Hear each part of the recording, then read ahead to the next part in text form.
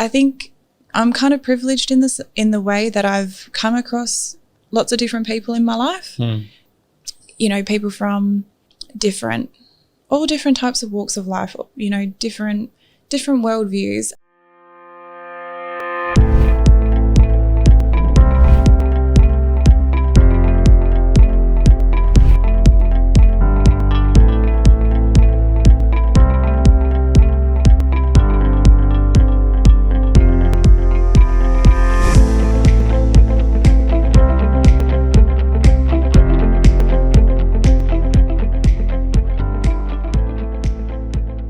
And if you don't have anything, as in if you don't have any accident, but still there are boxes of people with disabilities and people without or able-bodied, as they call it.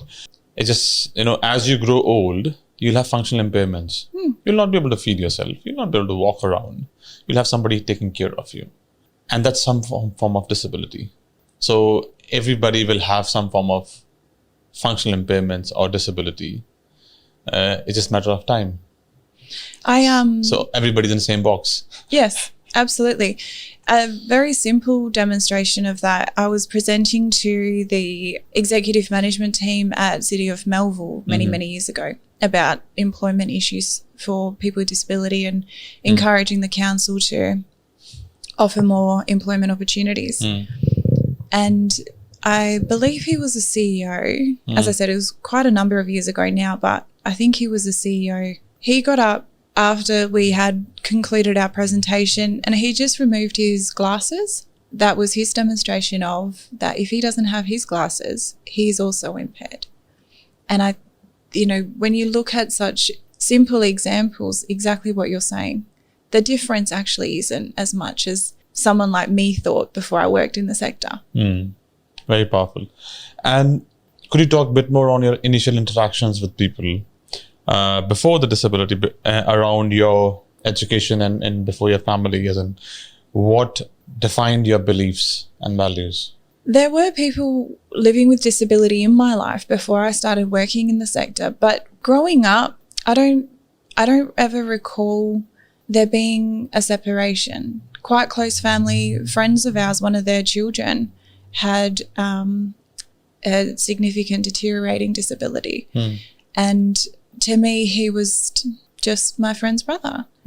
I never really looked, you know, differently at that. And although I didn't probably have such a firm view at the time that people are people, I don't believe that I don't remember growing up in any way to have views that, you know, these people are kind of in this category and those people are in a different category. You know, I'm born in Finland, raised in Australia, kind of raised in Germany, brought back to Australia. I think I'm kind of privileged in the way that I've come across lots of different people in my life. You know, people from all different types of walks of life, you know, different worldviews. And I'm grateful for that because saying, you know, exactly what I was saying about being in the sector, I think it's added a real richness to my life for which I'm grateful. It's, you know, I find myself privileged when people start sharing their story with me or when they give me an insight into what their experience or what their life is or who they are. Not everybody does that. And when you're in that moment, you have somebody opening up, I do think that that's a privilege. Some of my early interactions in the sector with people living with disability, all sorts of different ones, you know, I had to cover some of my colleagues' shifts when they were supporting people who were working at UWA Business School and they were working in administrative capacities, and I didn't have any kind of training or anything to help me up. So I think being thrown into the deep end and then just trying to look at the situation and do my job, which, for example, in that moment was to support these people to do their work.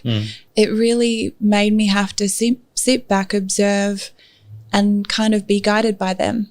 And then when you're sitting around, you're having chit chat, and they tell you, you know, what they get up to and this and that. It's they all of those moments are the highlights of my career. You can ask any of my staff if they let me attend our end of year functions with the clients or any of the Halloweens or Easters or whatever, they will tell you that it's like well, actually, I'm not going to use an analogy, but it's, I get let out of my little office box and it is like just the best time getting up on the dance floor, dancing with the clients and just mixing and mingling. It's not the Finnish Prime Minister. I am not the Finnish Prime Minister, but I also don't believe that there's anything wrong with enjoying life every once in a while. Sure. But like those moments, they are very powerful. Yeah, they bring me back to my purpose. I don't do this job for any other reason other than I want to see good outcomes for the people that we support and for my staff, for my management team. And like I said, if one day we could get to a point where the community has shifted their view on people with disability and have this common view that people are people. We don't always have to label and categorize. We end up having categories for everybody.